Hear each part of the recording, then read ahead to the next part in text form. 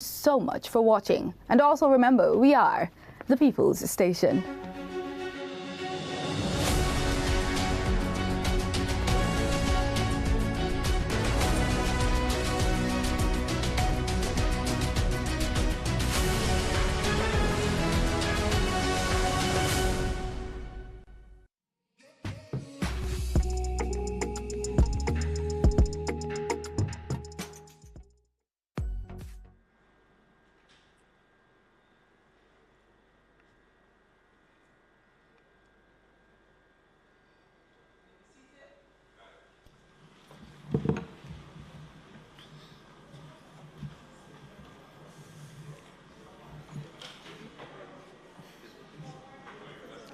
This Honourable House now resumes its sitting. It is indeed a great honour and pleasure to welcome you all on this, the continuation of the sectorial debate.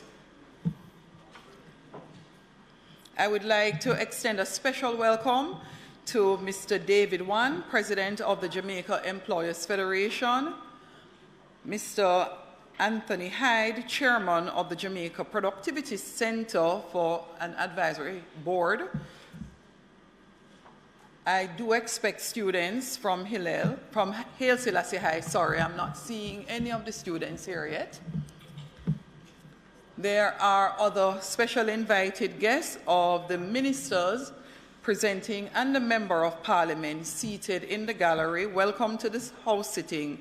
And for all those joining us via different means of communication, social media platforms, welcome to today's sitting of the House.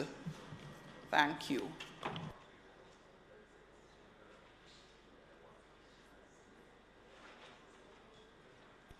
Call of the roll.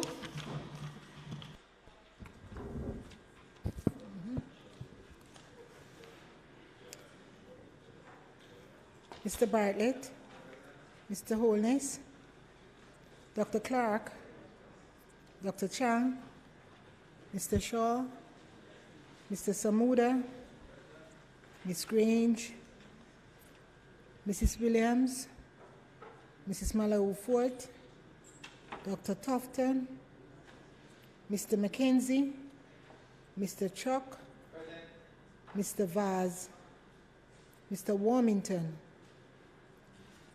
Mr. Charles, Mr. Green,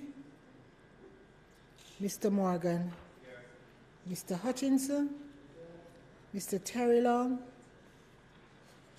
Miss Smith, Dr. Dunn, Mrs. Cuthbert Flynn, Mr. Main, Mr. Davis,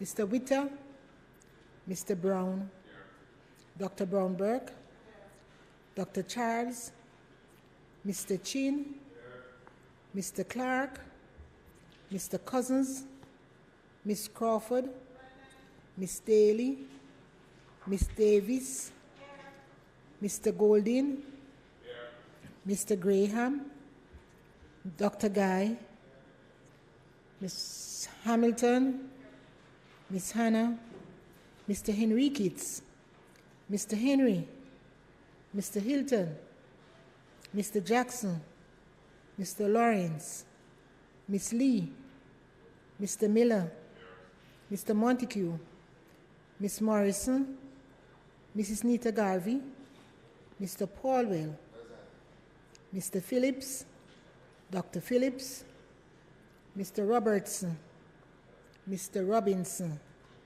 Mr. Siblist, Mr. Slowly, Mrs. Vaz, Dr. Wheatley, Mr. Williams, Mr. Wilson, Mr. Wright.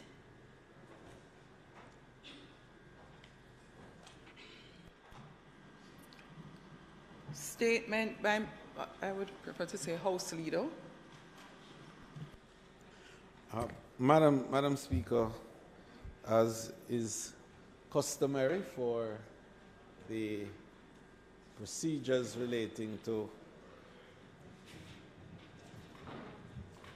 the sectoral debates, that we move the usual resolution, that the agenda items for today be suspended, and for the matter relating to public business to precede all other activities, so as to enable the members to make their presentations in the sectoral debate. And that is, therefore, Madam Speaker, the order that we're proposing for today. I also would like to use the opportunity to join you, Madam Speaker, in welcoming the members who are from the public sector, the private sector who are here, and other public sector persons too, who will support the minister in the presentation that will be made later on. Members of the constituencies of both Southwest St. Andrew and no doubt possibly North Central, students from the schools that you indicated. And finally, but by no means the least, Madam Speaker, to welcome you to the chair. And we know, as usual, that you always offer your astute guidance to the proceedings of the House when you are sitting for the substantive speaker, Madam Marissa Philibert. So, Madam Speaker, it is therefore my position to formally move the resolution that the items on the agenda be suspended to allow for public business in order to allow the speakers for today's sectoral debate. The question is that the items on the agenda be suspended to facilitate the speakers in the sectoral debate today. Those in favor? Those against? The ayes have it. We will now invite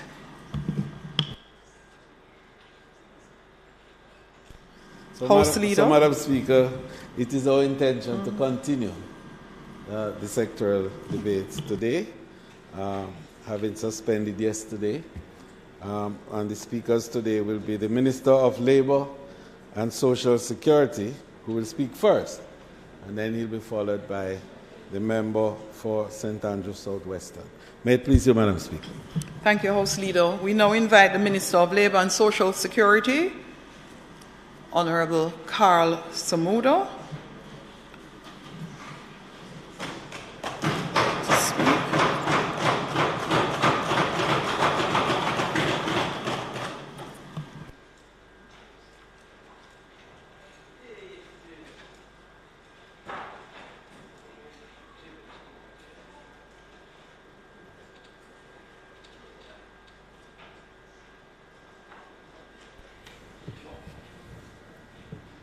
Madam Speaker, what a pleasure it is to see you in the chair this afternoon. I think you must have planned that just because you knew I was going to speak here today.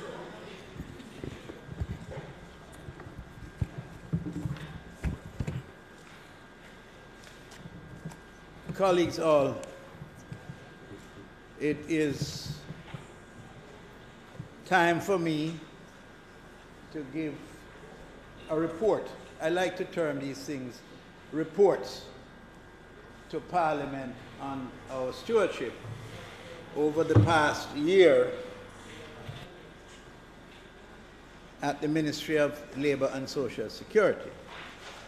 But before I start, I noticed that there are many chairs empty. Perhaps the members have forgotten that this ministry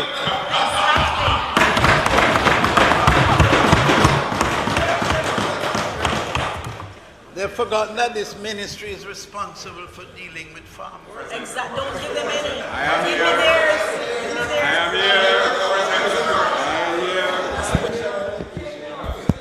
here. In addition, And based on the number, Minister, I'm here. in addition, a number of benefits. Absolutely. A number of benefits that flow to all members of Parliament also pass through the Ministry of Labour and Social Security. And one thing no one can accuse me of is having a short memory.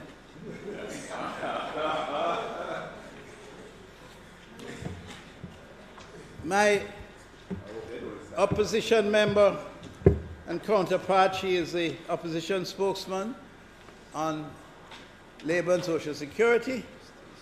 She gives me a hard time from time to time, but we have a good understanding. She understands me and I understand her. And it's born, Madam Speaker, over years of knowing each other and being associated with her. Madam Speaker, I'd like to also bring to your attention, the members of the House, the presence of our permanent secretary, Mrs. Robert Risden, Colette. I think most people would have met her before. After all, she has been the permanent secretary in the Ministry of Labour for 8 years, and she has been doing a very fine job. In addition, there are directors in the audience that have come to, in the event that I fall down, they'll be able to catch me up. I have to journey a distance, but nonetheless, those are the conditions under which we have to operate. But thank them all for coming. This I heard like yesterday, Madam Speaker, that I heard the member from Eastern Kingston and Port Royal, with some pride, admittedly deserve it, that this was, he was celebrating his 26th year in this honorable House. Well, I rise to speak today on my 43rd.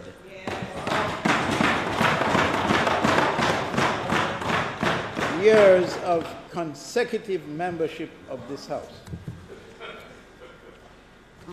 But the most colorful part about my membership is that it has spanned both sides of the House.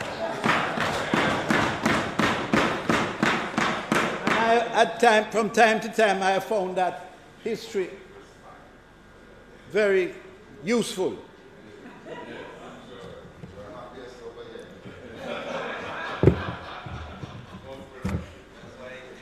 But before I get into my presentation, I want to simply say that my years of service could not have been made possible without the assistance of my staff at the constituency office. The leaders of that staff is here with us, and they have worked assiduously over the years to give support, not just to me, but to the most important person in the constituency, as far as I'm concerned, and she's here with us today, my wife. She seldom, where is she gone?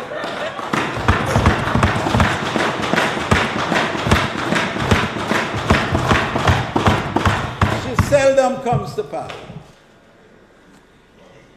but she follows it with a passion. She has been with me from before I became a member of Parliament.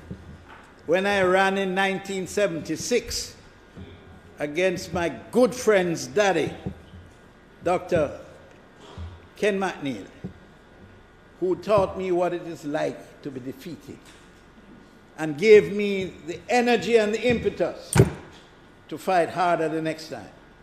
And the evening of that defeat, my wife, we visited one of our constituency leaders in Havendale, and believe you me, she cried like a baby. She cried, she couldn't stop crying. When we looked at the board, there was only one seat standing. Seat represents Wimber. Yes, no, not you. No. West Kingston.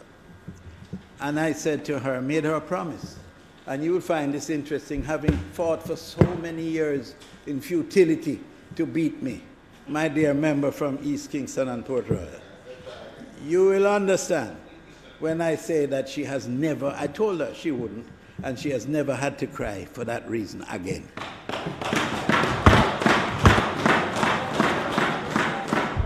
So it's good to be here. I have truly enjoyed the ride, and I continue to do so.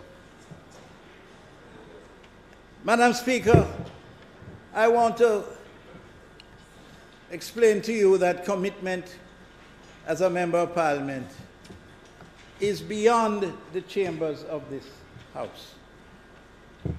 It goes into areas where you make associations with people who have helped you along the way.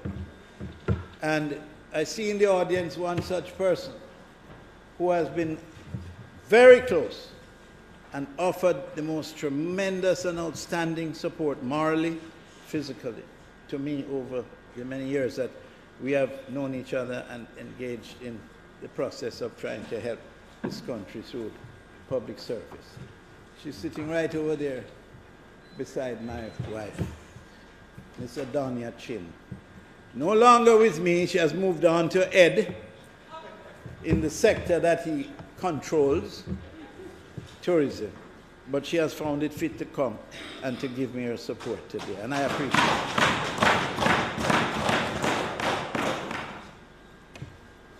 And finally, I want to thank all the persons who have worked closely with me in the Ministry of Labour, who continue to give of themselves selflessly, spending many hours laboring over the issues that confront the country with respect to giving assistance to the poor and the needy. My secretaries, who have stood by my side and made my job a lot easier. And for that I say thank you very much. Madam Speaker, the Ministry of Labour and Social Security is committed to the vision of developing quality labour and social protection services using modern technology, international best practices, and sound advice to satisfy our clients and promote their social and economic empowerment. The events of the last 3 years have underscored the critical role that the ministry plays in providing opportunity, stability, and social protection.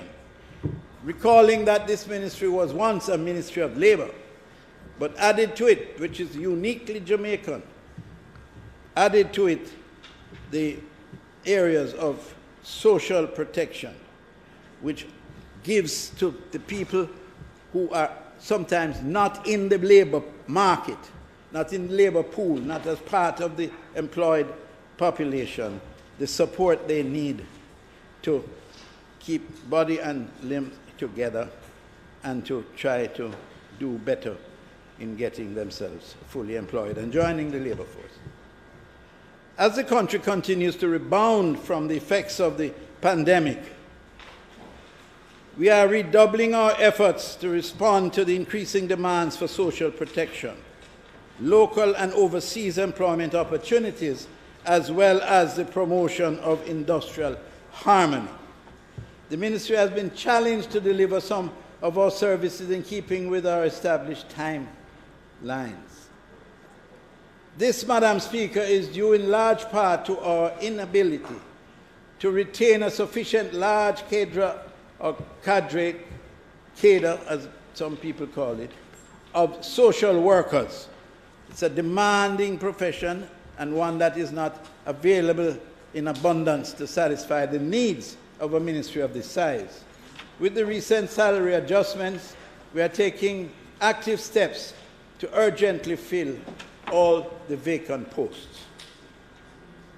Madam Speaker, for the 2023-24 fiscal year, in keeping with the government's national strategy and our priorities, the ministry has identified 5 strategic priorities that will guide our activities over the next 12 months. My ministry's portfolio is essentially consumer-driven, It's oriented towards benefiting consumers and customers that work and interact with us. Service excellence and committed leadership in customer service delivery are our most critical and urgent priority.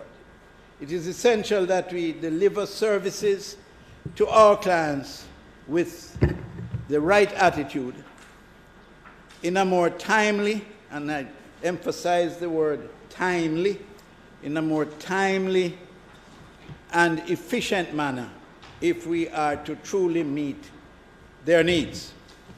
Madam Speaker, we will be taking bold steps to enforce these standards as our new normal over the next 12 months. The identification of the most vulnerable is one of our priorities. We will continue to provide social protection services to the vulnerable groups within our population and seek to expand the range of these services, ensuring that we take every possible step to identify the individuals and families who are in need of those services. We will expand our efforts to promote the transitioning of our informal labor force to formality, get away from informality and become more formal in our approach. We will also work assiduously with employers and employees to foster industrial harmony within the labor market, and we will take the necessary steps to improve employment services, labor productivity, and labor market information. To put all this in context, the approved estimates of expenditure for financial year 22-23, the Ministry's budget for financial year 23-24 was greatly influenced by that amount that we got last year, which was 14.219 billion. This year, it is 16.977 billion. And we want to express our appreciation for that increase. We will be coming back for more, hopefully before the end of the financial year.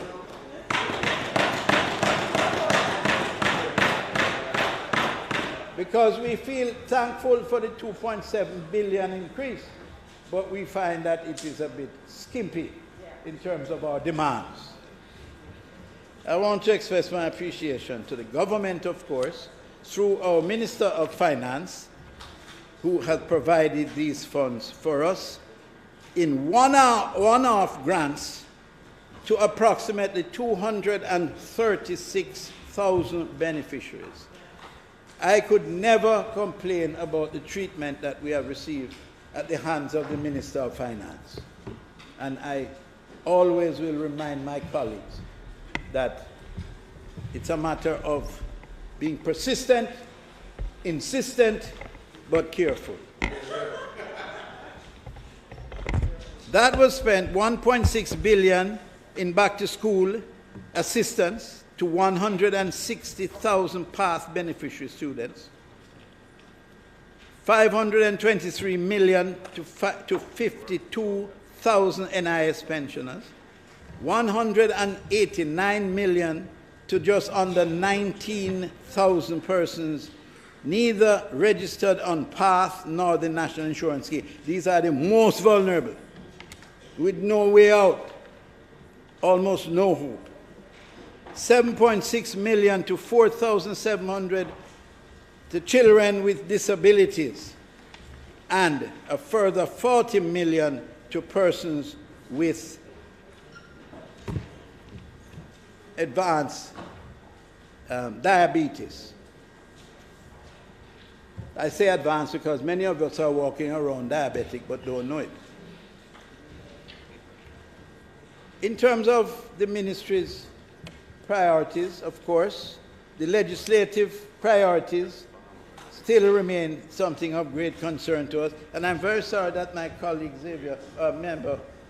Minister Main has left the ministry. He was a very great help to me as a lawyer himself.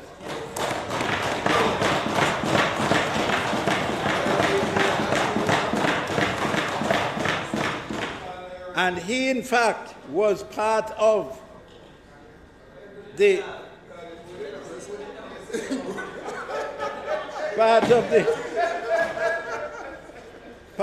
committee that examined, parliamentary committee, interministerial committee that examined the Occupational Safety and Health Act. Unfortunately, Minister, I have to report that we are getting there, but not quite where we had expected to get by this time. Madam Speaker, the enactment of the Occupational Safety and Health Law is a long-standing matter which spans over 20 years. The Occupational Safety and Health Law is of great importance as it seeks to promote and protect the safety and health of all workers within the workplace. Madam Speaker, you may recall a bill was tabled in Parliament in 2017. And despite being considered by a joint select committee, so understand where my hand is pointing, both sides of the House, a joint select committee of Parliament, the number of concerns increased, led to the introduction of a new bill. At present, the Ministry has received a first draft of the new bill, and further drafting instructions have been issued to the Office of the Parliamentary Counsel. While we are awaiting a second draft, the Ministry continues to work assiduously to have the bill finalized and submitted to Parliament for its deliberation. So we are trying very hard. It's a tough and complex bill, and it's very knotty in parts, and will need a certain amount of consensus to move us forward.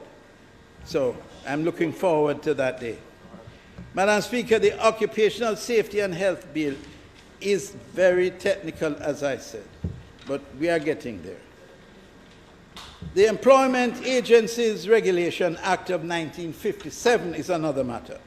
In 2014, Jamaica ratified the Maritime Labour Convention 2006, MLC 2006, you recall that too, Minister?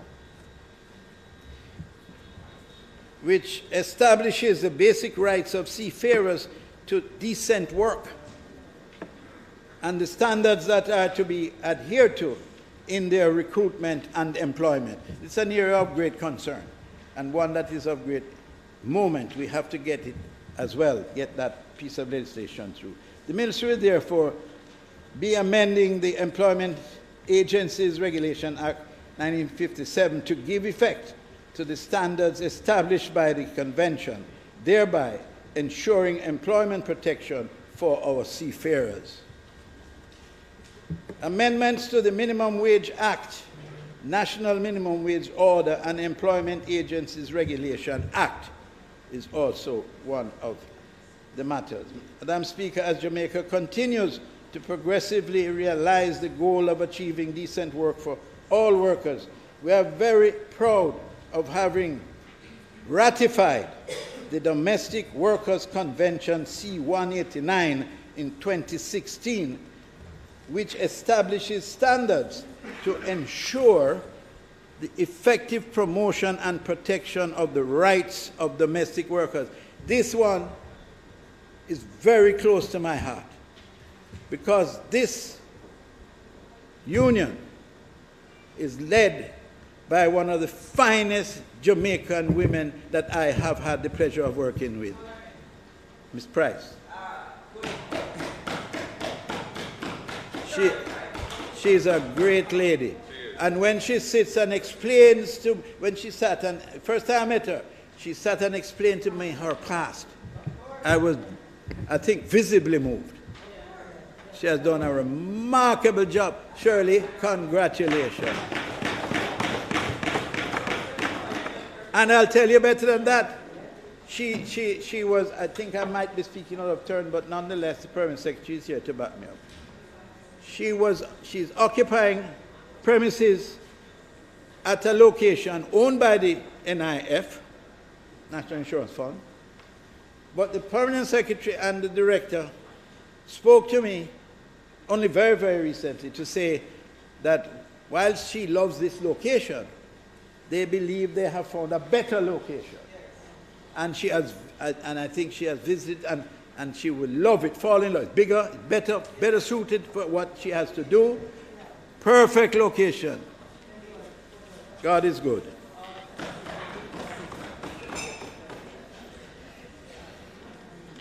In keeping with Jamaica's obligation under the convention, the ministry is working to amend the Minimum Wage Act, the National Minimum Wage Order, and the Employment Agencies Regulation Act to secure compliance with the convention and to strengthen the protection of the domestic workers, as I said. That is a key for me. If nothing else, that's a key for me. Now, Madam Speaker, we are also responsible for issuing work permits. And we are doing some modernization. Is taking place so that we can execute the functions necessary to grant work permits in a more timely basis. During the past year, we processed 4,855 applications. Now, you know, a number of people think that we are giving away the shop, but it's not so. These are people who, because of not having enough professionals in the areas that are needed, we have to grant work permits. Of this summer, 1,843 were from new work permit applicants, while 2,246 were renewed work permit applicants.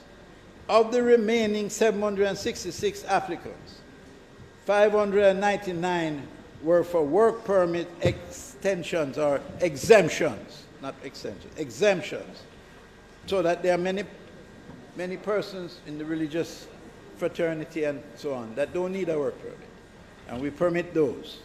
And we had 776, 599 were of permit exemptions, while 167 were for marriage exemptions. So you get married to someone who's not a resident here, or vice versa, and they make applications, and we exempt that. We also processed 187 community CSME skills certificate applications and 11 rights of establishment applications. Madam Speaker, the processing time continues to be a cause of concern to all who have to engage the process.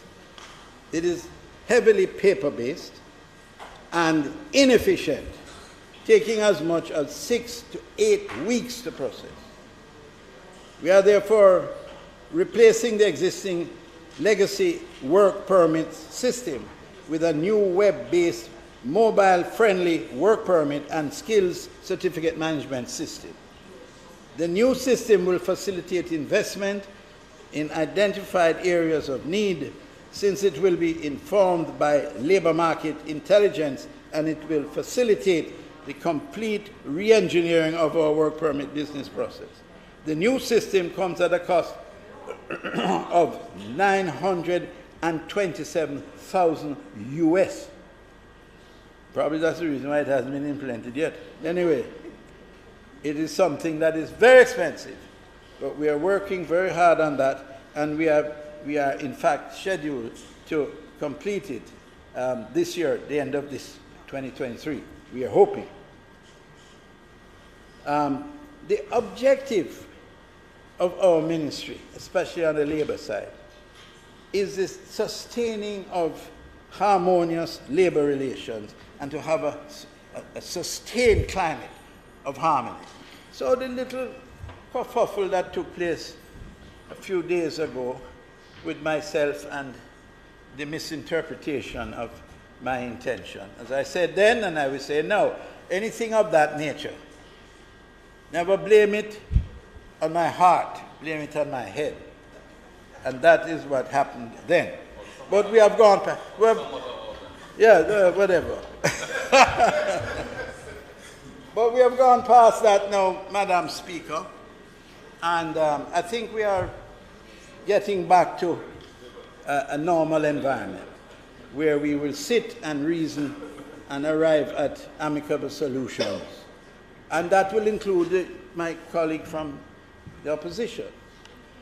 During the financial year 22-23, we experienced a relatively turbulent industrial relations climate. Nobody could deny that. In addition to the usual flow of activities, several critical public sector entities including, and many people don't see the activities of the Ministry of Labor. You get the effect if we go wrong, but you very seldom see the extent of our involvement. For instance, our involvement in the National Water Commission issue, the Jamaica Civil Aviation Authority, Passport, Immigration and Citizens Agency, Speaker, National Housing Trust, teachers represented by the JTA, Jamaica Urban Transit Company, and the Registrar General's Department, who stage industrial action. We are the ones behind the scenes who conduct the conciliation process. We are the first port of call if there's a disagreement at the plant level, is to come and meet with our team at the ministry and try to resolve the issue at the ministry. If it can be, if it can't be, they extend it all the way up to me and ask me to join. I have joined on one very critical one until 2 o'clock in the morning. We resolved it and everything went fine. If it fails at that level, then a recommendation is made for the matter to be referred to the Industrial Disputes Tribunal. Let me just place on record here, in case there is some misunderstanding. Only in law, the Minister of Labor can refer a matter to the Industrial Disputes Tribunal. So nobody, and that matter cannot be done unilaterally and willy-nilly. You have to be, there has to be a reference point which is requesting that you do so. The minister will consider it with his advisors, conclude that it is the right thing to do under the circumstances, and then I will refer the matter. Thereafter, we have nothing to do with the matter. We can't talk to anybody on the disputes tribunal. And you know that more than anything else, member from Southern St. Andrew. You can't even say hello to them almost, because that matter has shifted to another level of authority. So speculation about I must do something, I must send it to the dispute tribunal, it cannot be done. My office does not have, I have no locus standi in the matter. Am I right, attorney? There you go. Given the unprecedented, and it is the word chosen, I asked questions about the word. I had questions about the word because I wasn't sure.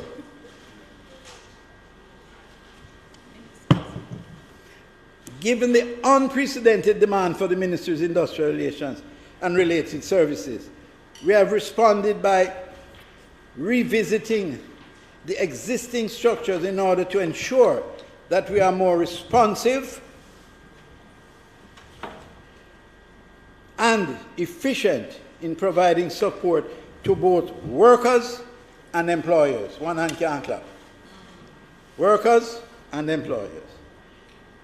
This move also supports the planned expansion of the General Compliance Inspectorate to ensure adherence to the decent work agenda in Jamaica. Over the past year, issues affecting the industrial security sector came into sharp focus. Madam Speaker, we are pleased to report that there is now a greater level of stability and structure in the sector. There are issues, and there will be issues going forward, but it is more stable, with a better understanding and a better relationship all around. Approximately 85%, as I mentioned here in the last time I spoke on the matter in the House, approximately 85% of the engaged industrial security workers are under employment contracts with their firms. Formal employment contracts. We are cognizant that there remains disquiet in some companies, and therefore, Madam Speaker, I am committed that the Ministry's Industrial Relations team will follow through to ensure that every worker's complaint is adequately addressed. I am proud to say, Madam Speaker, that during Workers' Week 2022, we completed the Workers' Monument in downtown Kingston by mounting on it the bust of activist Miss Aggie Bernard. And I had the pleasure, along with the Minister of Sports and everything, to put that bust in place and to celebrate the occasion. It is my deep hope there are two outstanding persons who have served over many years the Ministry of Labor in this country, and we're planning to do something special for those two people on either side of the House. You're looking at me, Mr. MP, on both sides of the House.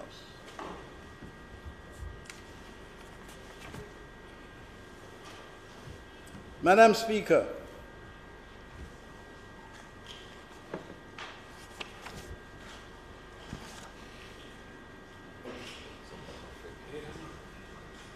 I'm pleased to report that throughout the difficult periods of the COVID-19 pandemic, the Ministry's Occupational Safety and Health team has worked diligently to preserve the safety and health of workers in all sectors. Now, this is despite the fact that the Act is not in place, but there are rules and modus operandi in dealing with safety at the workplace that have been adhered to. We have consistently surpassed our targets for inspections because we have a team that inspects all building structures, especially large hotels and so on. And we're seeking to reduce the occurrence of serious and fatal industrial actions. Madam Speaker, while we applaud the increase in construction projects island-wide, there has been some significant shortcomings on the part of contractors and developers in maintaining safety practices at the workplace. And we certainly are pursuing everything in our power to ensure that these occurrences are minimized. In response, Madam Speaker, the Ministry implemented a vigorous strategy for promoting increased awareness and compliance with safety and health regulations across industries, with particular emphasis on high-risk factories and construction projects. And you will notice that we have gotten two more members in the House, my colleague, friend, so they'll get some farmer, who is fully seized of what I said when I started. I have no doubt that he probably heard it on the television. so he ran in here. This strategy resulted in a 33% increase in the monitoring and inspection rate of construction projects in the 21-22 fiscal year, and a future increase of 17% in the 22-23 period. Over the past year, the Ministry received reports of 192 accidents compared to 221 in the previous year. So we are moving in the right direction, slowly but surely. Of this figure, 141 accidents occurred in factories as against 174 last year. Accidents at construction projects decreased by 1 from 43 to 42. It's insignificant in terms of numbers, but very critical as a direction. However, reported accidents on the docks more than doubled, moving from 4 in 2021 to 9 in 2022-23. You heard that, Minister? The docks. This is a cause of great concern. The number of reported facilities was reduced from the previous year's figure of 7 to 3 One occurred in a factory. Fatalities. One occurred in a factory, one at a construction project, and the other at the dock. Madam Speaker, I must emphasize that although there has been a reduction in the fatal rate across the industry, we are at this ministry certainly not satisfied with the numbers. We're not satisfied. We maintain that one fatal accident is one too many. We will be doing everything in our power to see to the correction of that level of occurrence. The program of advancement through health and education path is one of the most critical areas of the ministry.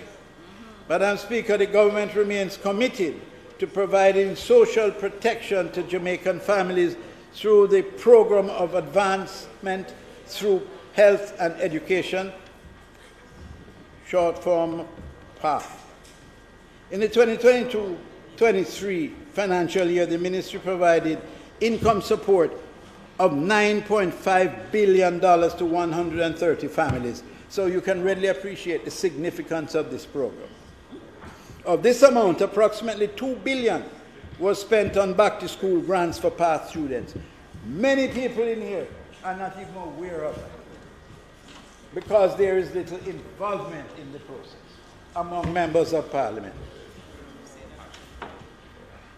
We increased the value of cash grants under the program by an average of 18.6%, and as a result, some $8.3 billion has been allocated in the 23-24 budget for benefit payments to families. So we have increased the amount. We'll be expecting to deliver more to the people. A further $458 million has been provided to assist students from PATH households to advance their education, improve their employability, and by extension, break the intergenerational cycle of poverty through post-secondary grants that will be provided to bring this about. Tertiary bursaries for those pursuing bachelor's degree programs. These bursaries are available to each eligible student for up to 4 years. Madam Speaker, I don't have to tell you the sense of pride. Yes. The level, it becomes an emotional thing when you see a child from an impoverished family get a chance just by getting some financial assistance to complete their education in high school, and then you give them further assistance going through to university, and they turn out at the highest level of academic excellence. All of us in here have experiences with these type of children that are now doctors, practicing medical practitioners, right? Coming from behind scratch line. So it is of critical importance that this program continues at the rate it is and improve in the amount that is available. I want to speak directly to the parents and guardians of children who are receiving assistance through PATH. Use all the money you receive from PATH to support your children. Yes.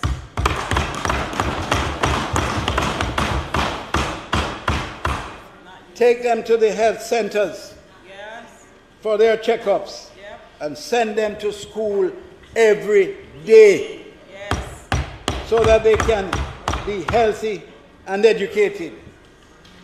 Help your children to advance in life and secure brighter futures for themselves. Madam Speaker, we are mindful of the concerns that have been expressed as it relates to delays in conducting verification visits to families to complete their enrollment on the PATH program. Yes. And I think everybody can say aye to that. As I indicated, we are taking steps to urgently fill the vacant social worker positions and dispatch them to the field to conduct the PATH and other investigations. Madam Speaker, I turn now to one of the most significant programs that impact the lives of the most needy. The rehabilitation program. The government of Jamaica is committed to addressing the social protection needs of the most vulnerable Jamaicans. Those among us who earn so little that they are unable to take care of their financial obligations and come with concerns that are shocking, things that are necessary but unaffordable, funeral expenses, natural or man-made disasters, citizens who cannot find work, those who cannot work due to illness, people who are disabled, old age, or because they are tasked with the care of children and the sick and the elderly, with relatives who fall into those unfortunate categories. Families that have lost a breadwinner and those who have lost the means of making their own livelihoods through a variety of circumstances. Although the pandemic has subsided, the financial needs of many Jamaicans continue to escalate beyond their capacity to cope. Yes. Through the rehabilitation program, the ministry provides a range of grants to address some of the urgent financial needs that are related to these circumstances, such as grants that provide support for small or micro-income generating projects. Many of us as MPs in here don't know the extent or scope of that program. Compassionate grants to assist with urgent medical and funeral expenses. Yes. Emergency assistance to victims of disaster with the provision of cash grants and in-kind support such as food, toiletries, and bedding. And education and social intervention grants to help cover school-related expenses. For the first 7 months of 2022-23 fiscal year, the rehabilitation program spent approximately $253 million in grants, assisting some 5,648 families. Additionally, under the Special Economic Relief Program, we delivered grant payments totaling $169 million to just under 17,000 persons who were not registered under the program of advancement through health and education path. These persons were identified at the constituency level as facing severe economic hardships. And I take special pride in the fact that it was an initiative that I started when I learned of the situation, and we created a team of youngsters, unemployed, who would be surveying their communities to assist in this exercise. There are over 100 of them operating throughout Jamaica today. Now, our major plans for 23-24. Madam Speaker, for the upcoming year, we have identified a number of strategic priorities to strengthen our delivery of services. As I promised to do this when I came in here for the first time, I gave my first speech in this house. This place is hot, it's true? Do you have anything, Madam Speaker, that can cool us down a little?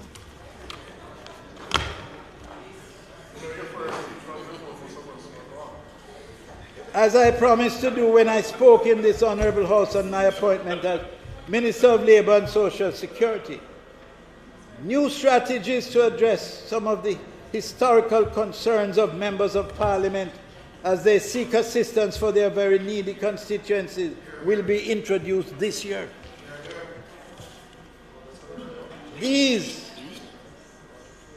are expected to strengthen, or should I say improve, the level of collaboration between the people's representative, my parliamentary colleagues.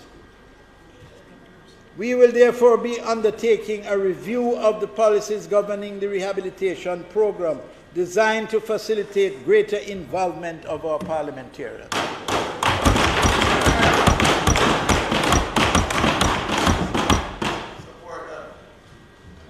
And I have to have a drink and give credit to my permanent secretary, who.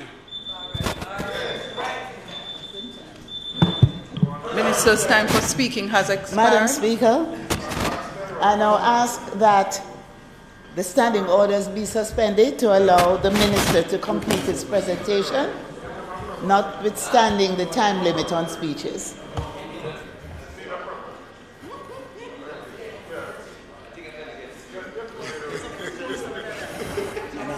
I stopped drinking. I don't drink anymore. You know. The question is that the minister be allowed sufficient time to complete his presentation. Those in favor? Aye. Those against? The ayes have it.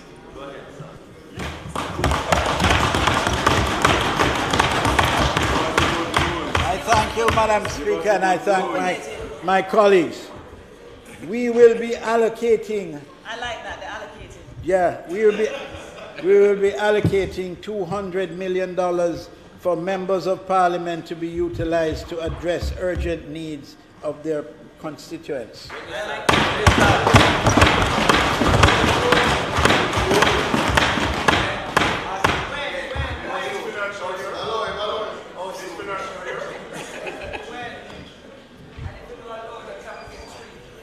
In addition, we are increasing the allocation under the short-term Poverty Intervention Program, which incidentally was started by a former colleague, Kellier, MP, Minister Kellier.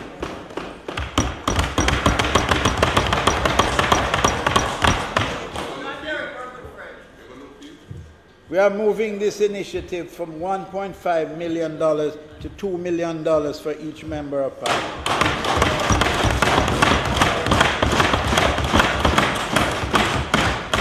Also, Madam Speaker, in the coming weeks, each member of parliament will receive the name and contact details of a social worker that has been assigned to their constituency.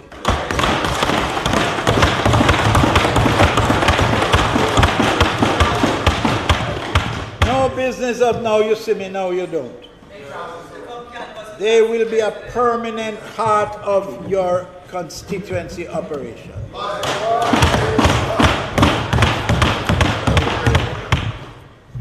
We have to work closely to identify and assist the most needy in our society. And time is not on our side. Madam Speaker, we are on a mission to increase the socio-economic resilience of the most vulnerable in our country. The ministry launched the social pension program for elderly persons, that are persons over 75 years of age, in July 2021. Yes. We are happy to report that as of March 2023, 12,000 elderly persons who had no pension support are now benefiting under the program. Good program. And our brigade of more than 100 interns are in the field actively seeking to identify every eligible senior citizen to ensure that they are registered to receive assistance. This is what will be done in each constituency with additional help from the Ministry of Social Security. We are aware that some eligible seniors have been experiencing difficulty registering on the program owing to the lack of documentation. When I asked what documentation, I find that the documentation is the birth certificates. Madam Speaker, through a collaboration with the Registrar General's Department, the Ministry has taken steps to assist 2,000 elderly persons to obtain their birth certificates.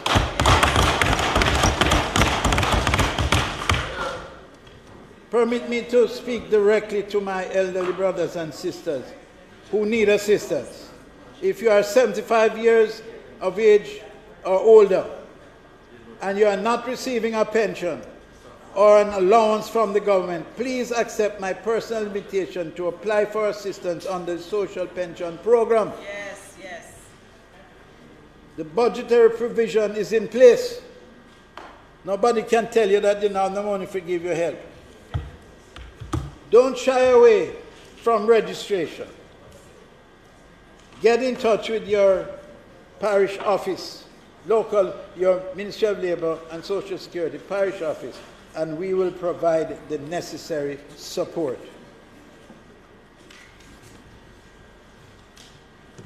Madam Speaker,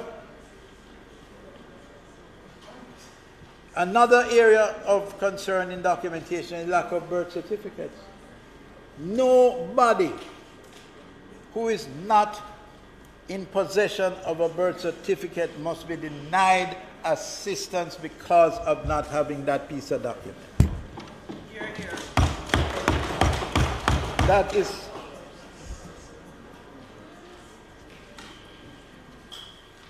Madam Speaker, the Special Intervention Program, SIP, maintains its objective of empowering the country's youth and providing them with sustainable employment opportunities, facilitating on-the-job training and nurturing and nutrition and culture and self-reliance through education and entrepreneurial support. For the financial year 22-23, 530 such youths were placed in short-term employment with private sector companies for periods of 6 months each, allowing them to gain valuable work experience and earn an income. 33% of these young people came from households supported by PATH. These young people are the future of the country, and the ministry is deeply indebted to the numerous organizations that participate and collaborate with us to lift our young people from a state of welfare to lure them, and that lures them into crime and into being more productive citizens of the country. In addition to the employment component, the social intervention program includes an entrepreneurial and educational assistance component that emphasizes community service among participants. For the period April 2022 to March 2023, 345 youths were assisted to achieve their educational goals through educational assistance grants, PASS, totaling $44 million. 72% of this funding provided tertiary education support.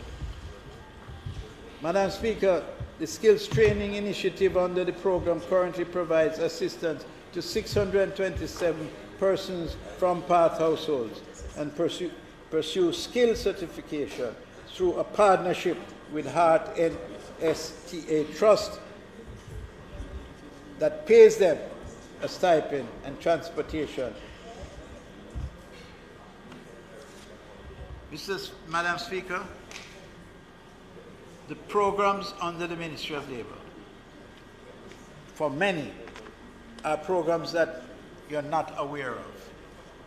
That will come to an end once we get these social workers involved at the constituency level. And I'm going to now say probably what is a controversial thing. But at my age and stage, controversy is not something that I'm unfamiliar with. It occurred to me when I went to the ministry that one goes into politics to help to make life better for those who are in greatest need. You commit yourself to the people, you work hard, and you gain their support. That is the most noble thing any human being can do.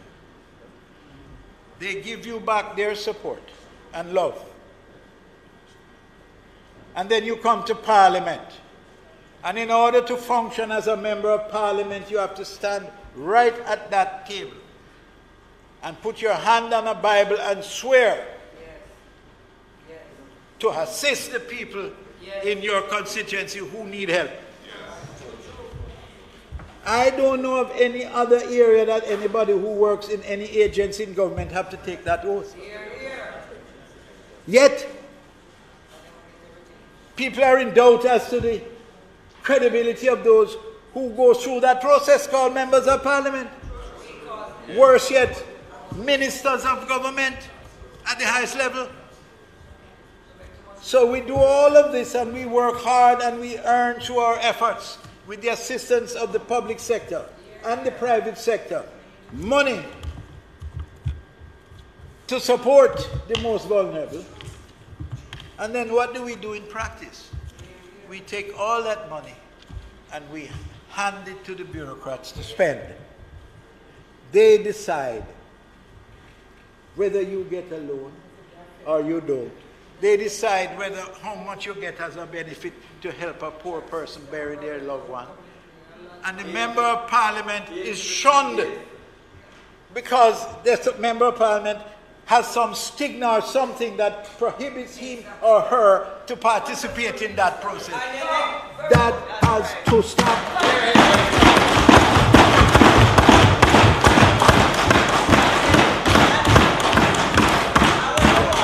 And I don't care. I really don't care who is going to come with some economic theory or some incredible propaganda to say what is bad about making the member of parliament an integral part of the delivery of service and benefits to the poor. Very important. Right? So, we are making those changes, and I thank the permanent secretary for her support in the philosophy of it, because everything starts with a philosophical background. So if you believe in the philosophy, and if you have confidence in your stewardship, you have to support this.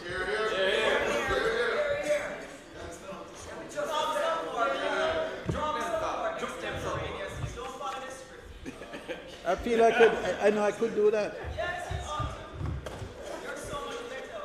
It's true. Madam Speaker, she don't realize how true she is. Because the fact of the matter is, I've come to realize, having run out of time so long ago,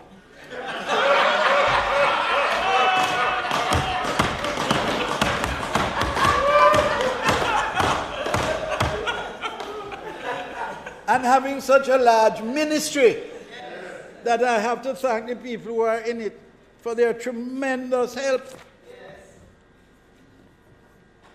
With all the challenges that they face, I have to say thanks every day for their support. They know I'm miserable. My wife, who is here, will confirm that. Yes. So I'm going to abbreviate some of what I had to say for another time. So I'm going to now go to an area of great concern to the country from both sides of the House, a little misguided in some instances, but nonetheless a very important part of us is the overseas employment. You will recall that there was a big kerfuffle about the treatment of our farm workers. And so I didn't come out on the good side of that, because I usually say things as truthfully as it occurred to me. And when asked about it, I said, with the level of criticism that I heard, having visited there, mark you a few farms, I said nothing jumped out at me that would equate to what I'm hearing. My opposite number took me on, and so I said, in light of that, and taking advice, as I always do, we sent out a fact-finding mission. That mission is the gold standard in terms of participants. You could hardly find a more qualified group. And also, you must also give me credit for selecting the cover, by the way. Yeah, I was looking at that. It's like a holiday camp. Yeah. And just cut deliberate. It reflects the charm and beauty of our people. Anything better than that? Oh, yes. She's a farm worker. She's on the job. No. This is a farm worker. They have women. They have women who work on the... They have women... Strawberry, they have women who work on the farm. Some of... I must say here, just very quickly, one of the persons who returned, one of the persons who made a big fuss about this treatment of our locals, identified a particular farm. I went to that farm. It wasn't the most tidy of them all, but it wasn't the worst by any means. Because, in fact, having left where they live, came over to the owner's house. And on his veranda, there were two large crates. One was full and the other was partially full, almost full. And they were full of things that they had, that through her savings and what have you, she had purchased to send home, because she was on the last leg and she was going home in a month or two. And she had these two massive crates on his veranda. This is the very farmer that they were abusing. No, I said to you, he was not the most diplomatic when he spoke. But the fact-finding mission went to that farm. But you will hear the results. Specific findings: over 70% of respondents believe that the treatment from their employer was either good or very good. 70%.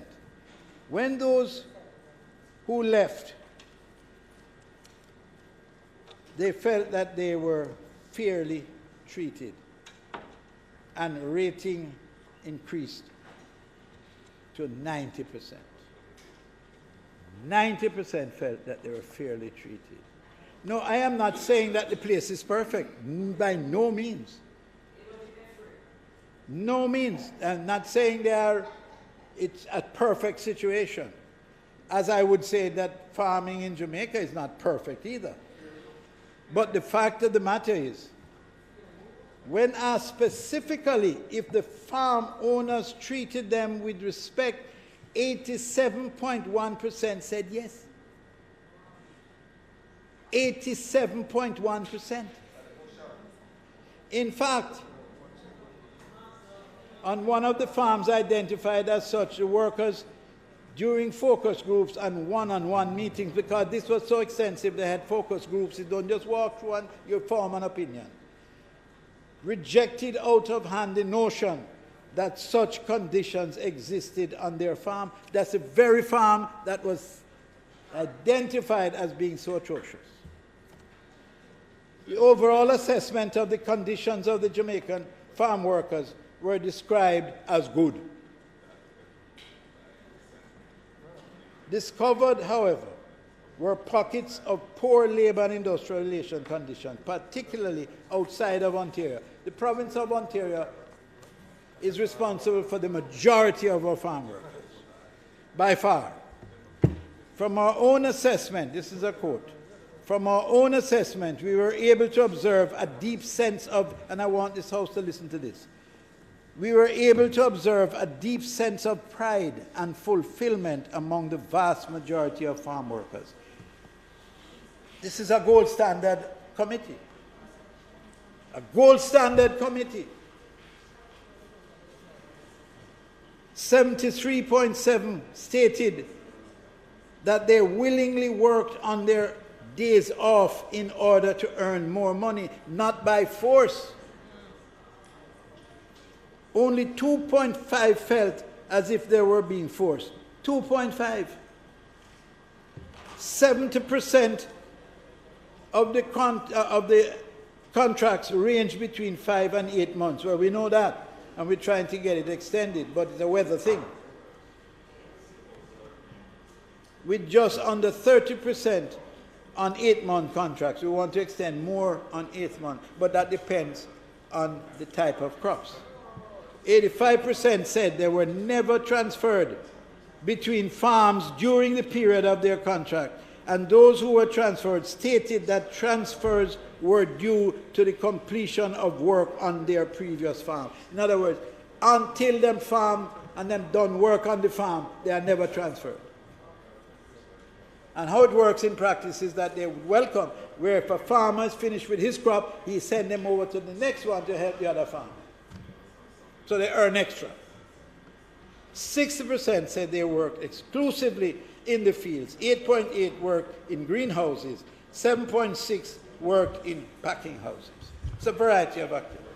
Approximately 93.6% said that they do not work in when ill. If they're sick, they do not work. 93.6% said that, yet the reports that you read say, well, when they're sick, they're forced to work. Among those who worked during illness, 21% said they did so because they feared of losing their jobs. 21%. 35% of respondents sought health care, and of that number, 10.4% said they did not receive access to health care. Only 10%. They sought health care, only 10% said they didn't receive health care. That is, 90% said they received health care. The reasons for this was assessed as being due to non-insurance of health cards, non-acceptance of health cards by doctors, and the exclusion of certain health coverage like tooth extraction from the coverage. In terms of living conditions that were condemned out of hand, conditions vary across Canada. In Ontario, most of the workers rated their living conditions as between good and very good. That's where the majority of farm workers are. 7% of respondents gave positive reviews of their housing and living conditions, with 30% saying they were excellent and 40% saying they were very good. In terms of cooking facilities, 30% said excellent and 48% said very good. In terms of bathroom facilities, 24% said excellent, 44.8% said good, a total of 69.2%. When asked if the housing facilities were clean upon their arrival, 95% of them said yes. 95. But there are challenges, and I would never come here and mislead this Honourable House by saying there weren't challenges. One of the challenges that we face, and steps have already begun to take shape as to what we are doing about it. We are acting on it. Fifth, in terms of the assessment of the liaison service, the people who go and visit these farms, 55% said satisfactory. 52% of the women were dissatisfied and 45% of the men. But overall, 55% was satisfied. 74.4% were satisfied with the services in Ontario, which is the majority area, which had a negative rating of 6.6%. 11.3% were satisfied in British Columbia, with a 38.7% negative rating. That has to be addressed, and we have already taken steps to deal with that. 10.1% in Nova Scotia, and 19% negative rating in Nova Scotia. Only 10.1% in Nova Scotia, which is in need of urgent attention. 5% in New Brunswick and Quebec. The responsiveness, willingness to interact with the workers is the main reason. So the liaison service has to address these weaknesses, and we are, through the ministry, dealing with it, and will be making changes where necessary and making new additions. 70% had been on the program before. So when you look at the list of persons who have been on the program, understand that 70 or so, 75% are people who are returning. 90% said their preparation before leaving Jamaica was positive and helpful, so that we prepare them for the journey ahead, explain to them what they're getting involved in, and 90% of them said that the preparation was very helpful and positive. 87.7% said the experience rated from fair to excellent. Only 12.4% rated as bad or very bad their experience. 25% of workers said they received no visits nor treatment by the liaison officer. That has to change. 25%. No received no visits. They have every resource you can imagine. You want a job as a liaison officer, what you want? Talk about member of parliament.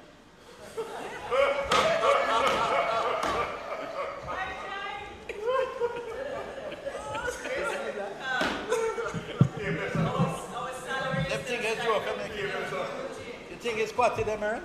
Minister, though you have been granted leave by the House to speak until completion, yes, time is also critical. You have about 5 minutes to go. Thank you very much, Minister. We would like longer service in the program.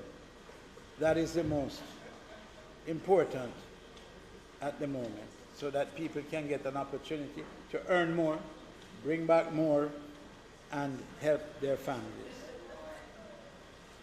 Madam Speaker, I am not intending to utilize the 5 minutes other than to say that the other areas in the ministry that we are responsible for will have to be the subject of another debate, because the areas are so many, so complex, so involved, not to say anything about the National Insurance Fund that covers a vast portfolio, the Productivity Center, the Council of Disabilities, and we just completed the Disabilities Tribunal, which will give teeth to the determination as to how well they comply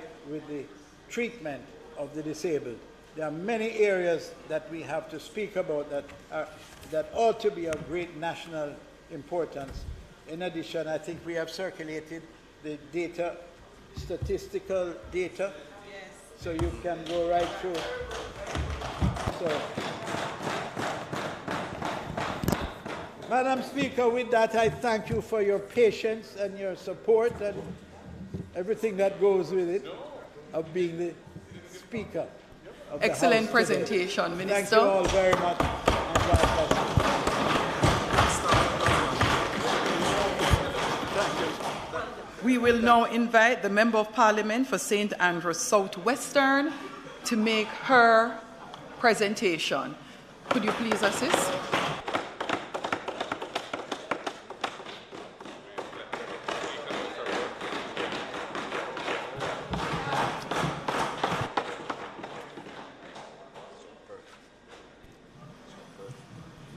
I know you will not need any guidance, Member Brown-Burke, but just a reminder, following from the former speaker, we have 30 minutes with some leeway to complete the presentation. Thank you very much, Madam Speaker. I'm one of those who I allow experience to teach me wisdom. And so today, as I begin, I just want to, if I can find my first page. If you give me a minute, Madam Speaker, I don't know where my first speech is.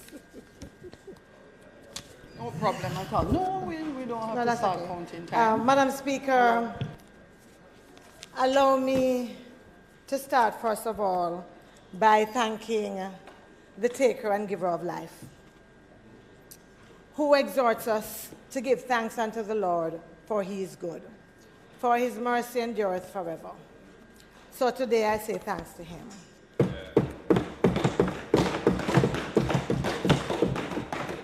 I also had intended to thank the Speaker that you are representing today for her guidance and patience, and thanks to the able staff of the Houses of Parliament who really have made the work that we do here so much easier with their professional support and dedication. Madam Speaker, I have been chosen by the people of St. Andrews Southwest to serve as their Member of Parliament and their representative. I am therefore always conscious of their concerns, their hopes, and aspirations whenever I speak. I commit to continue being faithful to their cause and to act with integrity and humility. To my Southwest family, some of whom are in the House today, I say thank you for your continued confidence in me. In advocating for and representing Southwest St. Andrew, I have had to lean on the support, advice, and assistance from my three councillors, Eugene Kelly, Carl Blake, Audrey Smith-Facey, my constituency secretary, Mr. Ellis, and the rest of the team. Today, Madam Speaker, I place on record my gratitude to them for their unwavering support and advice.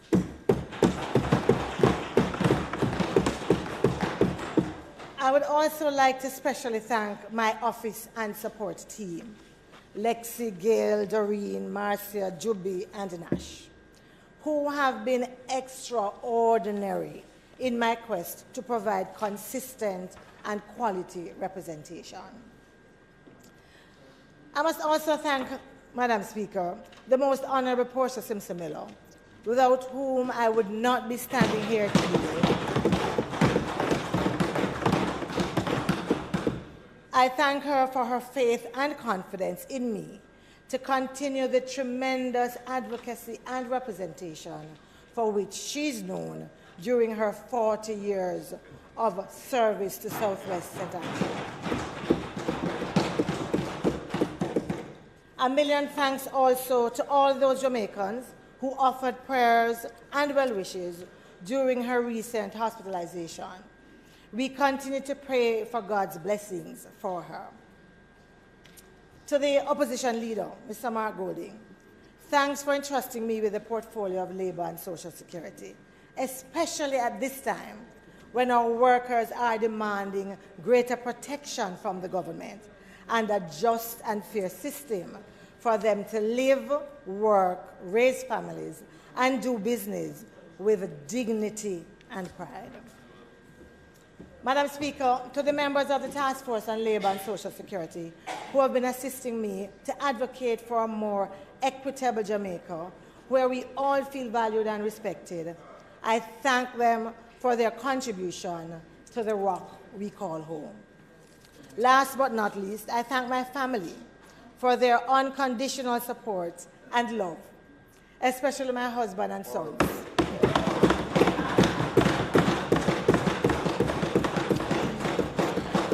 My dear Papa, my sisters, and other members of the family who are often called upon to shoulder responsibilities for which they did not sign up.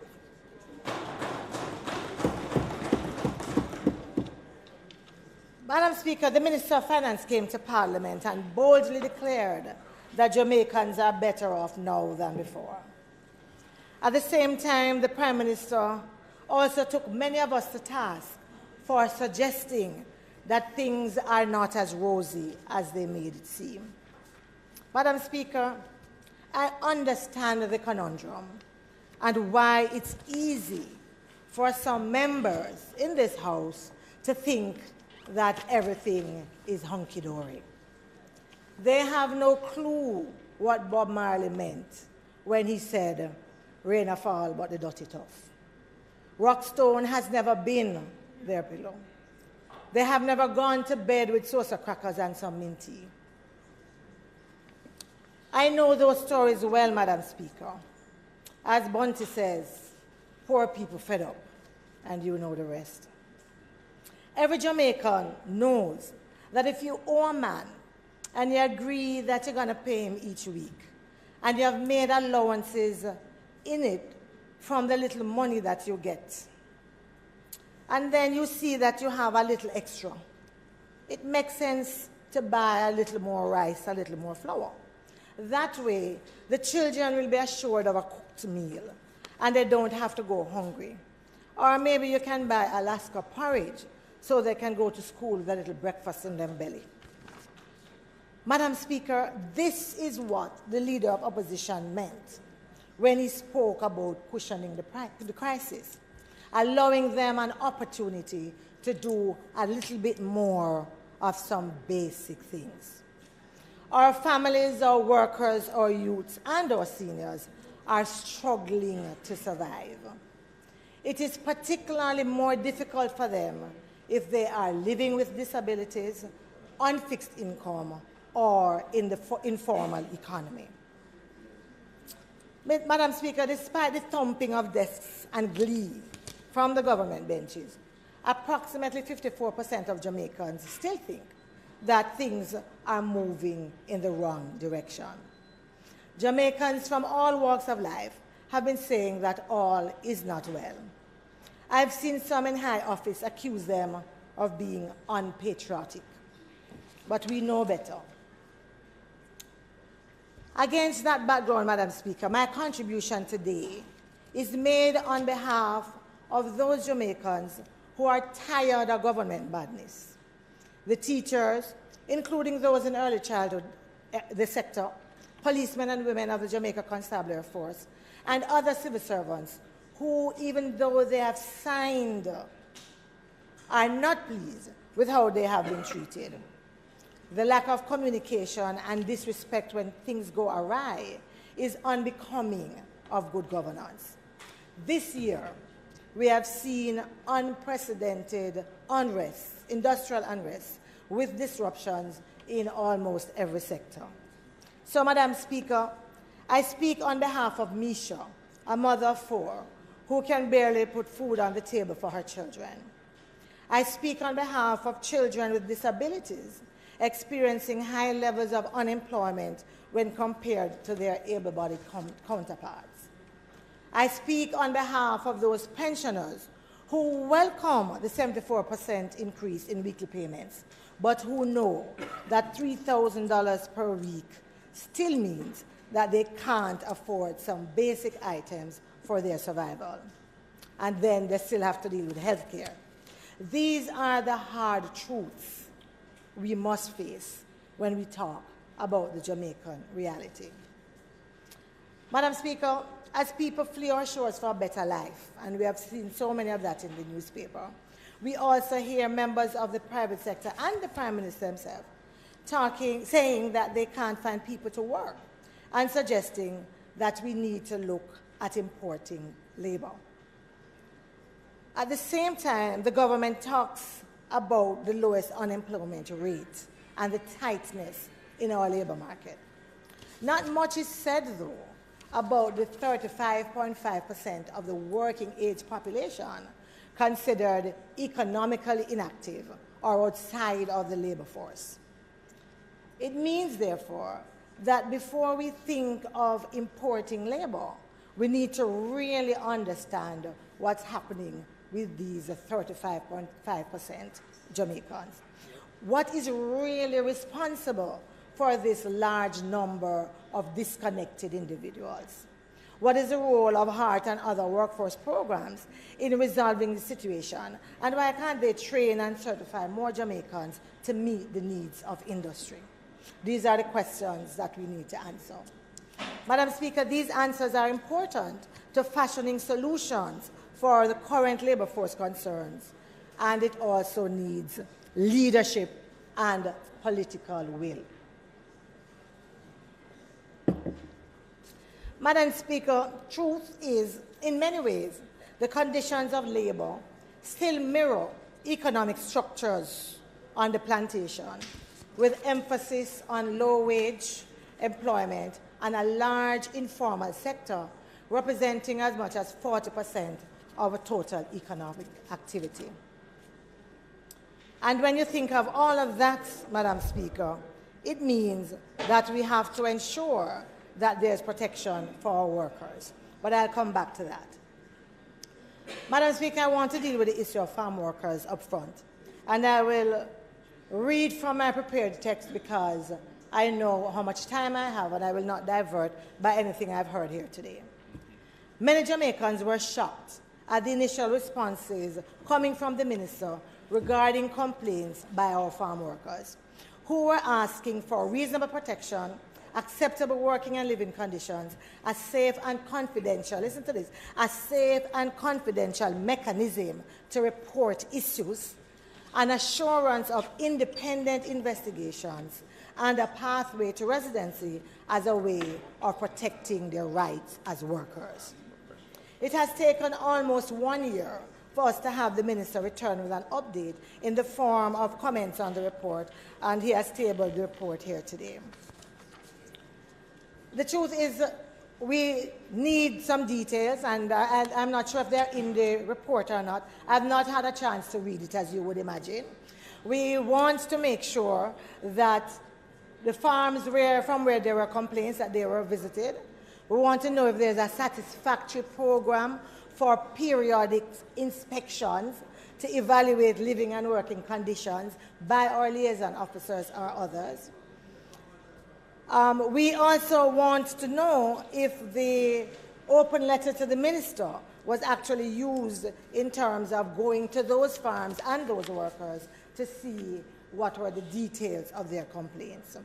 Minister, the message from family members is that they are watching. And let us be clear. We all understand the importance of the Overseas Farm Workers Program. I have seen the difference it has made in the lives of many Jamaicans, particularly in rural Jamaica. And I know, too, that there are many farms offering excellent living and working conditions. But, Madam Speaker, the real problem is the response and attitude of the minister, who should simply have acknowledged the complaints that were made and moved speedily to send a team to investigate, including the meeting with signatories of the complaints. Madam Speaker, talking about farm workers, I want to put on record the tremendous contribution of the Most Honourable Portia Simpson-Miller. She was determined to ensure that Jamaicans participating in the program could actually be processed with dignity. Based on her tremendous work, Sister P, I am inviting the minister to name the Overseas Employment Centre in her honour, based on all of the work that she has done.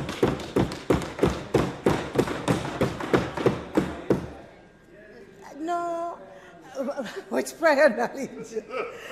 Madam Speaker, let me deal with the issue of the security guards. The backbone of the security infrastructure in Jamaica, approximately 30,000 strong, some will say.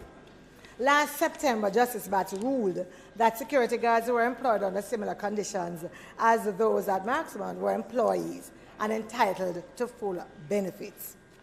At this point, Madam Speaker, I want to use the opportunity to thank the security guards and their advocates, especially Mr. Vincent Morrison, for standing up for their rights. The protests, press releases, interviews, and engagement are finally bearing fruit. Yes, After several months, we now have the minister using his leverage, as was suggested by the leader of opposition months ago. We welcome the decision, Minister, to meet with the security guards and the team to oversee the establishment of the Joint Industrial Council for the industry. Minister would also like to hear the terms of reference, and we hope they will move with dispatch. Because you see, it is still critical for us to ask companies under the present circumstances to cease any punitive action until matters can be dealt with. This may mean some initial discussions immediately, as it would be a travesty if the courageous workers who stepped forward to bring their plight to the public were to be victimized in the process. The protection of these workers and others who have not yet signed should be a priority. I would ask the Minister to issue clear instructions to all security officers as to how to proceed, to detail the process available to them for redress or clarification around the terms and conditions of their contracts. Minister, I have also indicated to you that information from some of the smaller companies and those trying to comply during this transition is that the current contract sum that has been agreed between the government and some of the larger companies are clearly impossible if the minimum wage of $14,000 is to be applied and benefits are to be granted to these guards. The net effect, of course, is that it would force many of the small businesses out of town. The feeling is, Minister, that the government is teaming up with the big boys and the other small ones are getting shafted. This cannot be allowed to happen. So I want to ask you, Minister, to pay specific attention to that matter and to investigate that. Minister, I also want to say to you that I think that you have failed the security guards by taking as long as you have to arrive at the decisions you did while ignoring them. Time will not permit me to place on record some of the provisions in the contracts, and we have been talking about that for quite some time. In any case, I think that we have been on record about the level of injustice that some of the provisions in these contracts represent. You see, Madam Speaker, it is important that the contract doesn't just say it's a contract of employment, but rather that you go through the provisions to make sure that it doesn't deny the workers of rights that they have in law. The present precarious position of many of the security guards, quite frankly, occurred, Minister, because of the hands-off approach that the Minister of Labour and the current government chose. I believe that the time has come for a new direction for industrial relations in Jamaica. Madam Speaker, the Minister missed an ideal opportunity to tackle the long overdue structural reform to protect all workers who are being denied their full rights as employees under the guise of contract work. In fact, there are several categories of workers who face similar conditions as companies hide behind this fixed-term contract to deny them basic rights. Whether it is the hotel industry, the wholesale janitors, orderlies, even ancillary staff at some of our schools fall in that category. The Minister is on record that he will fix this issue for those working with government, but that is really not enough. The government must ensure that all workers are covered by the laws of Jamaica, and wherever there are breaches occurring, the government needs to ensure that it is resolved. Mr. Golding is already on record that if it's not done now, the People's National Party will fix it when we next form government. But if we are to be honest, the approach of the entire government has been strange. Yes, the compensation review has been an ambitious program, but that's exactly why there should have been greater openness and transparency and a more inclusive and collaborative approach from government. But again, we are not the same. The People's National Party has a strong record of defending workers and championing important progressive laws. That is who we are. And that is the reason why we say time come for a new direction in industrial relations, one that is more harmonious. Livable wage. Let me use the opportunity to welcome the increase in minimum wage that has been announced by the government. True, it's not the 100% increase that was promised back in 2016, 7 years ago. Yes, it is not. In fact, this increase of 44% is nowhere near what was expected from them in their campaign promise back then. But that is where we are. Madam Speaker, the leader of opposition and our spokesperson on finance have both been on record as well, calling for a livable wage.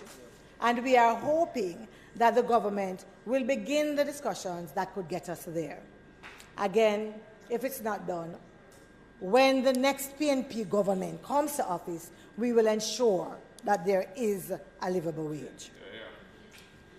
Madam Speaker, I understand that there are some government agencies that routinely sign contracts with service providers who are not able to pay their workers a minimum wage. When workers inquire, they are told that the company is waiting on a decision from Cabinet. So, Minister, I'm calling on the government of Jamaica to lead by example and ensure that the contract sums keep pace with the increases of minimum wage, so that the third-party companies are able to actually pay them, because they claim that is currently not being done. The truth is, we need a minister who is quick to respond to issues facing workers, a minister with a keen interest that is fully engaged in reaching a settlement in disputes between business leaders and workers and their representatives. Madam Speaker, today we have workers, industrial relations practitioners, business leaders yearning for the days when the minister showed a real interest in improving the industrial relations climate. At this point, no one can be blamed for coming to the conclusion, Minister, that there is no interest in these issues, or that you don't care or simply cannot manage your portfolio responsibilities. The truth is, the minister has failed our farm workers, he has failed our security guards, he has failed in the promise to meet the minimum wage increase that was promised of 100%. So what is left? You didn't hear that before. Yes. Yes, in 2016. In 2016. It is 77 years hence. Minister, time come either for a new Minister of Labour or a new approach to Labour. The truth, though, is that the silence of the Prime Minister in the face of these failures place him too under the spotlight. And the assessment is not favourable at all.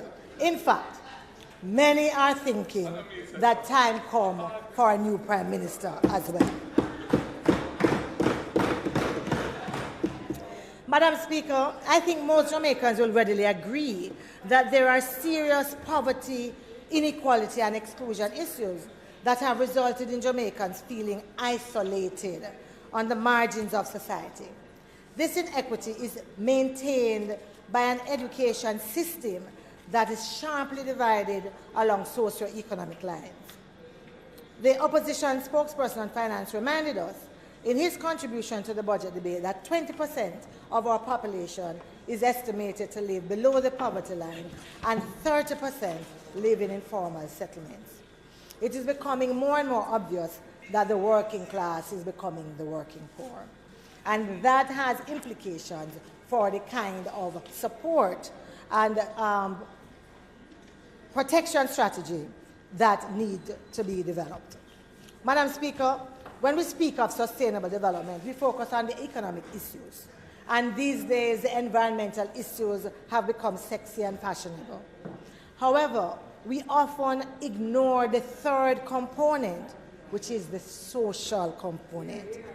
It isn't until social cohesion is threatened and we become concerned with negative behaviors like indiscipline, crime and violence, and deteriorating social norms that we become concerned. We are often moved to action focusing on the manifestation of these issues, but not what is at the center of our dysfunction, the exclusion, systematic inequalities, and the stigmatization. And so with that, Madam Speaker, I turn to the issue of persons with disabilities.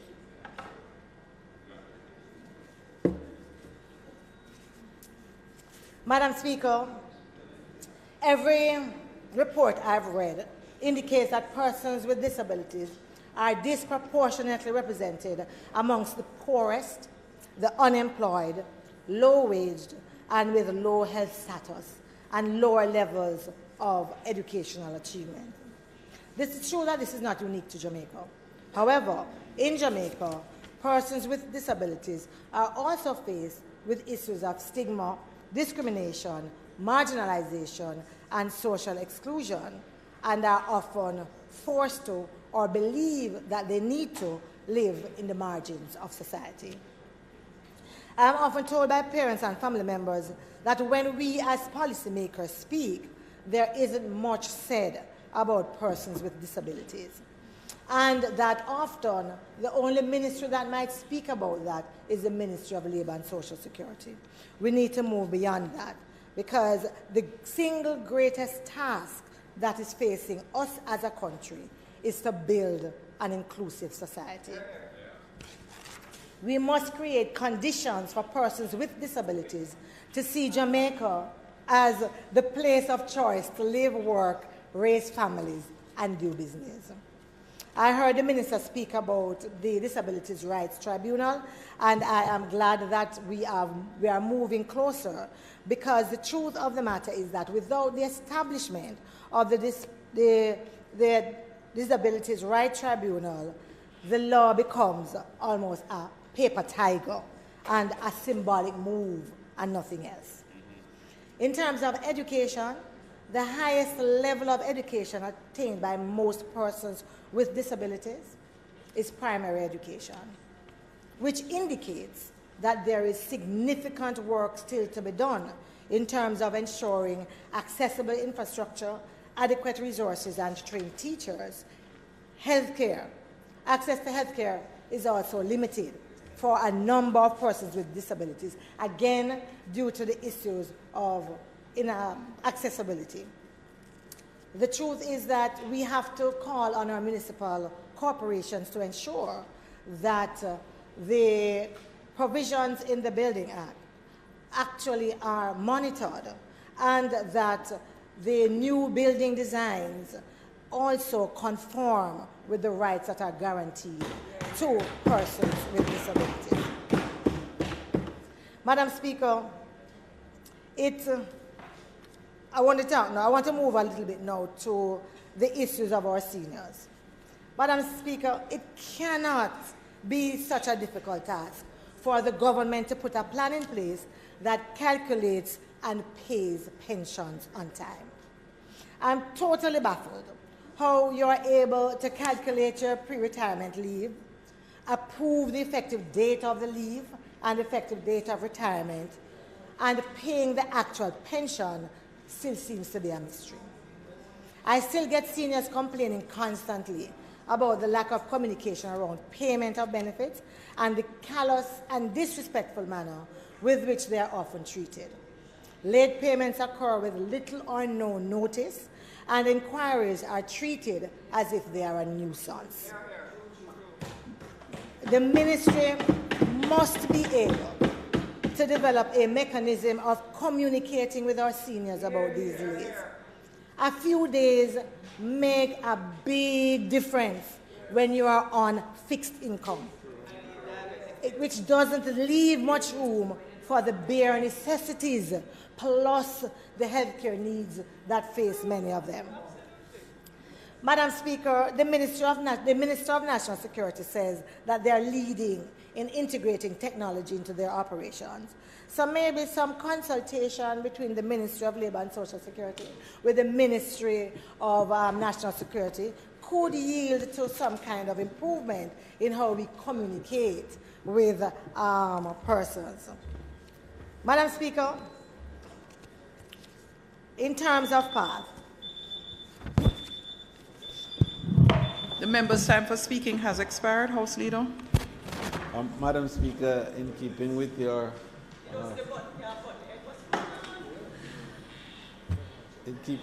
comment earlier on, Madam Speaker, and the understanding that the member has, I beg to move that she be allowed to wind up and complete her presentation. May it please you, Madam Speaker.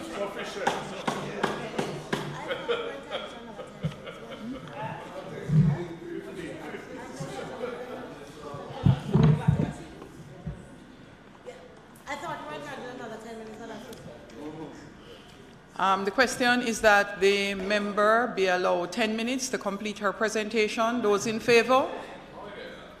Those in favor? So you need 10 minutes. So you need 10 minutes. So yes. Those in favor? Thank you very much. Those against? The ayes have it. Madam Speaker, after the experience last year with you and I have no intention of asking for a minute over the 10 minutes. As MPs, we all have heard of the difficulties. Thank you very much, colleagues. We all know of the issues with getting people on the PATH program, and we have heard from the Minister about some issues that are going to be done. Minister, I'm still concerned that we cannot get an effective partnership between the Ministry of Education and the Ministry of Labour and Social Security to deal with our children on PATH. Despite what he said when I come in here and ask the questions, there are still too many guidance counsellors who turn to us as MPs and corporate sponsors to deal with children who are in need. Yes? Yeah, especially for food. So we need to find another way of doing that. Madam Speaker, this Andrew Holness-led administration has failed to deliver to the most vulnerable amongst us. The most Honourable Portia Simpson-Miller often spoke about balancing the books while balancing people's lives. This profound concept of the role of government about equity and creating an inclusive society is what I believe is missing in what we are seeing. These, I agree, are foundational principles of the PNP, and the next PNP government under Mark Golding is fully committed to ensuring this balance. You see, we understand that the duty of a responsible government is to design its policies and programs to effectively cover those that are most in need. Time comes for a new direction in our approach to poverty reduction.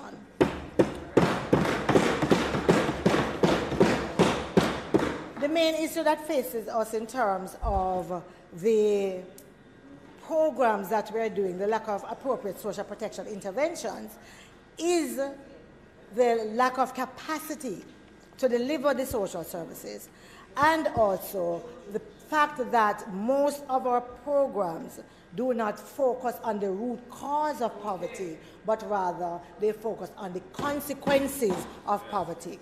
When you do that, you really don't have an opportunity to break that intergenerational cycle of poverty. Madam Speaker, I would have loved to speak a little bit about the importance of decolonization, because I believe that it is at the heart and soul of making sure that Jamaicans who come from the background that we come from, many of whom look like me, with hair like me, speak like me, that they can become proud of their Africanness. If we are to talk about decolonization, that too has to be part of what we talk about, so that they can feel proud, we can feel proud of who we are and of how we speak, so that we can learn the history of our ancestors, so that we understand where we come from. Our African people in Jamaica constitute the poorest and most vulnerable under our monarchy, and will still be at the lowest economic rung in the new Republic of Jamaica unless they are made to feel proud of both our ethnicity and our nationality. Madam Speaker, throughout the history of the People's National Party, we have been true to the cause of workers. We have brought legislation from minimum wage in 1974, equal pay for equal work, the right to be unionized under the LRIDA, compulsory recognition of trade union and compensation for unfair dismissal through the IDT. That's our history. That's right. Our PNP government understands that harmony is essential to good industrial relations, and we are convinced that only through an inclusive society can there be any real shared prosperity. So the next PNP government, Madam Speaker, will make the necessary legislative changes to remove any ambiguity about the definition of workers and their conditions of employment. The next PNP government will undertake a series of reforms to ensure greater social protection for Jamaicans working in the informal economy. We will encourage the establishment of joint industrial councils in industries where there are high levels of employment, but there is no common standard for working conditions and no union representation. We will bring comprehensive legislation to eliminate abusive contractual arrangements that deprive employees of their rights. We will ensure that regular national labor market surveys are done to determine the demand for jobs and the factors affecting availability of components and a productive workforce. We will ensure that the content and methods of training through HART, CPTC, and other training institutions are evidence-based and data-driven. And we will treat actively with the stigmatization and discrimination faced by persons with disability through robust public education. The next PNP government will ensure that local authorities allocate resources to ensure that the construction of all new buildings adhere to the provisions in the Building Act and are in keeping, as I said, with our commitment to access to persons with disability. We will also ensure that greater resources are provided to increase the educational performance of persons with disability. Some of that sometimes just simply include specific training of our teachers. The next PNP government will place emphasis on preparing persons with disabilities for employment. We will also review our national pension scheme to ensure sustainability and impact. And we will review national health insurance schemes to ensure broader and more effective coverage. Madam Speaker, we will undertake a comprehensive review of the social protection programs such as PATH to ensure improved targeting and broader coverage. Madam Speaker, fellow Jamaicans, as I have said and I have shown, it is time for us as a nation to chart a new direction for labor in Jamaica. Thank you very much.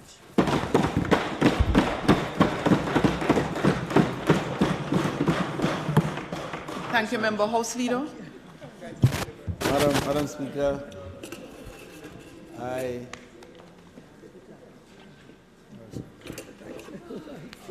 rise to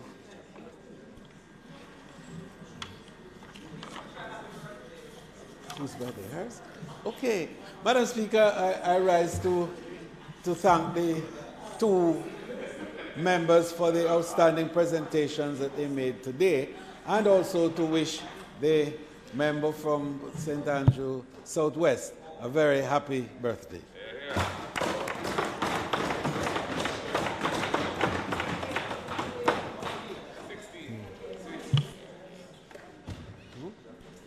Oh, and just to indicate, I'm advised that the Deputy House Leader and Minister of Gender Affairs, Sports and Culture, her birthday is tomorrow. So since we won't be here tomorrow, we want to wish her in advance.